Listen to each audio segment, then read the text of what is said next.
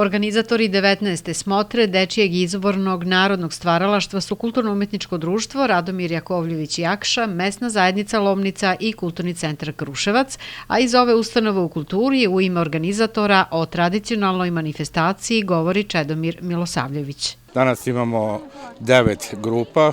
Oni predstavljaju očuvanje tradicije i narodnog izvornog stvaralaštva sa svojim izvornim, autentičnim običajima, tako da ćemo danas vidjeti razne naše običaje.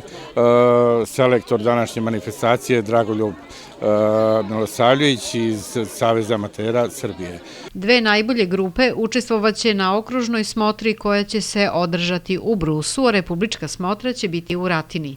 Kategorije takmičenja do 14 godina ima preko 100 dece, milina vidjeti i ono što ja kažem da su kulturno-umetnička društva jedna sigurna kuća za tu našu decu i apel na roditelje što više na prosvetne radnike, dajte decu u kulturno-umetnička društva, tu su deca sigurna.